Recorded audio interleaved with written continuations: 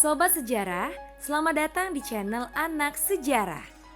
Banten adalah daerah pesisir Jawa yang memiliki letak yang sangat strategis dalam bidang perdagangan internasional.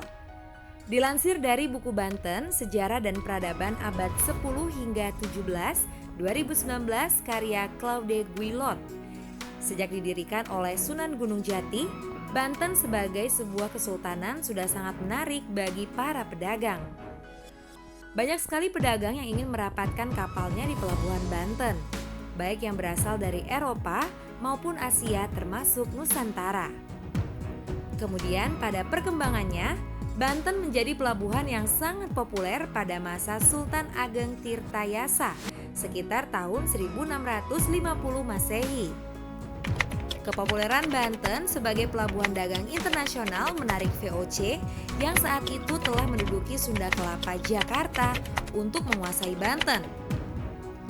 Dalam buku Arkeologi Islam Nusantara tahun 2009 karya Uka Sandra Casmita, latar belakang perlawanan Banten didasarkan pada dua hal, yaitu adanya blokade dan gangguan yang dilakukan VOC terhadap kapal dagang dari Cina dan Maluku yang akan menuju Banten. Adanya keinginan VOC untuk memonopoli perdagangan di kawasan pesisir Jawa.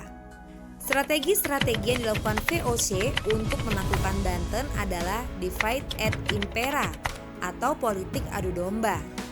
VOC mendapat celah kelemahan dari Sultan Ageng Tirtayasa melalui putra mahkotanya yang bernama Sultan Haji. VOC menghasut Sultan Haji agar merebut kekuasaan dari ayahnya Sultan Ageng Tirtayasa. Sultan Haji yang sangat berambisi untuk berkuasa di Banten akhirnya membuat perjanjian dengan VOC untuk menyingkirkan ayahnya dari tahta Kesultanan Banten.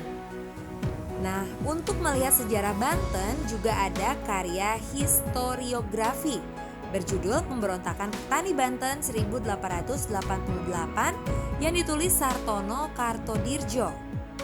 Buku ini membahas pergolakan sosial atau seperti yang disebut Sartono kerusuhan di Banten pada tahun 1888. Ada beberapa arti penting penulisan sejarah yang dilakukan oleh Sartono Kartodirjo ini.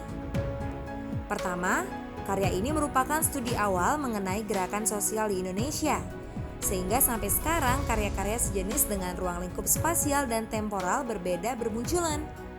Kedua, studi ini juga merupakan antitesis yang ditulis Sartono sebagai kritik terhadap historiografi kolonial yang Belanda sentris. Demikian ulasan anak sejarah, silakan komen dan subscribe channel ini untuk ulasan-ulasan sejarah berikutnya.